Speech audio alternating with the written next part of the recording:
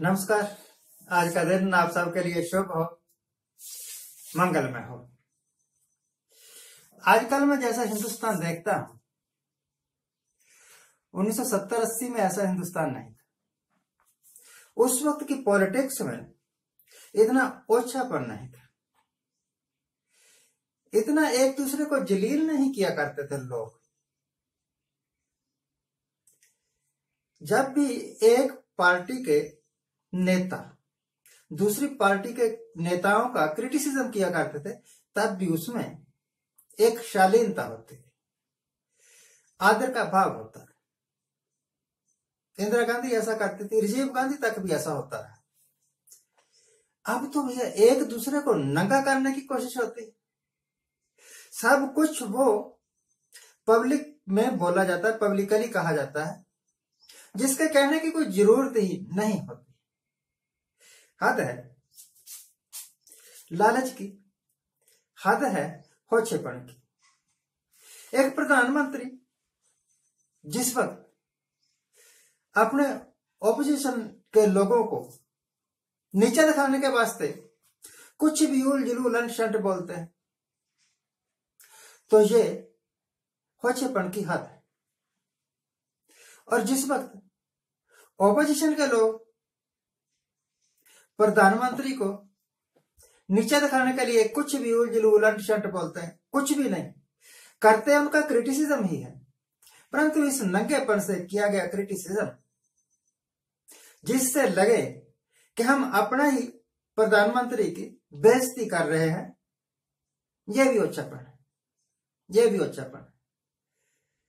सोच समझ के बोलना चाहिए। मैं तो ऐसा समझता हूं, मैं करता हूं प्रधानमंत्री का क्रिटिसिज्म करता हूं। राहुल गांधी वगैरह इनके ऊपर ज्यादा बोलते नहीं हम जरूरत नहीं। अभी वो इतने बड़े नहीं बने कि उनके बारे में मैं कुछ बोले, और उनको बड़ा बढ़ने नहीं दे रहे, उनके अपने नहीं बड़ा बढ़ने दे रहे।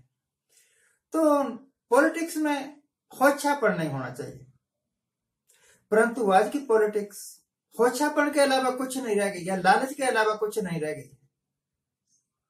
आज पूरे देश में आज 15 मार्च 2021 पूरे देश में बैंक्स के कर्मचारी हड़ताल कर रहे हैं।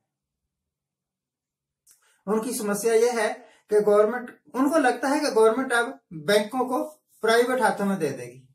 तो इसमें हैरानी की क्या बात है भाई? इस गवर्नमेंट ने क्या क्या नहीं दिया प्राइवेट हाथों में, अब बैंकों की बारी है, वो भी जाएंगे। उनको रोजी रोटी का फिक्र है। बैंक के कर्मचारियों को डर है कि जब ये बैंक प्राइवेट हो जाएंगे तो शायद उनकी नौकरियां खतरे में पड़ जाएगी। शायद नहीं, खतरे में तो पड़ेंगी ही। इस करके वो आज हड़ताल पर है।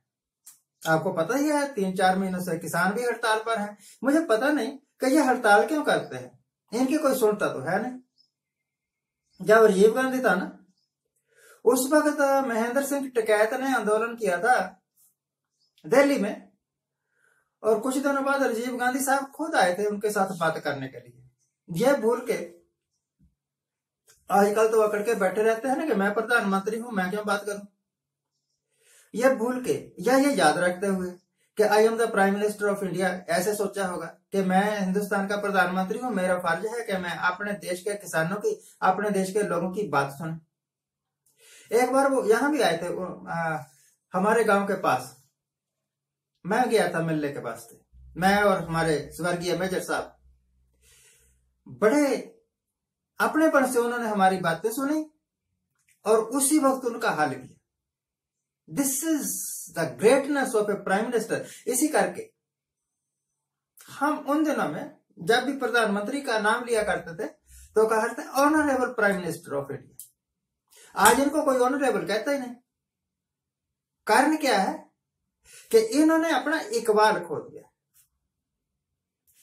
कि मैं लोगों के दिमाग में यह भर दूं कि अगर इन्होंने दूसरी पार्टी को वोट डाला तो हिंदुस्तान का नुकसान हो जाएगा बहुत बड़ा। इस करके बड़े ओछेपन से अपने ऑपोजिशन के लोगों का क्रिटिसिज्म करते हैं। अरे भैया, अगर आप ऑपोजिशन वाले कोई गलत काम कर रहे हैं या ओपोजिशन वाले लोग जो है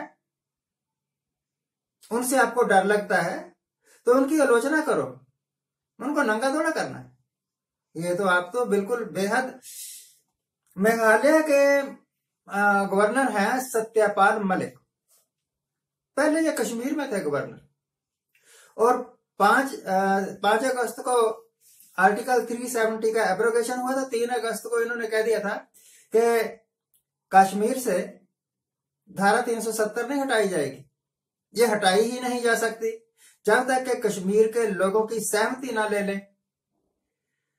शायद उस वक्त कश्मीर के लोगों ने सत्यपाल मलिक की बात पर विश्वास कर लिया होगा, परंतु तीसरे दिन जब धारा 370 हट गई और जम्मू और कश्मीर एक राज्य भी नहीं रह गया, एक स्टेट भी नहीं रह गया, यूनियन टेरिटरी बन गया, उस वक्त लोगों के दिमाग में क्या आया होगा कि देखो जी, हमारी स्टेट का गवर्नर हमारे साथ कितना बड़ा झूठ बोल गया, दगाबाज है ये तो।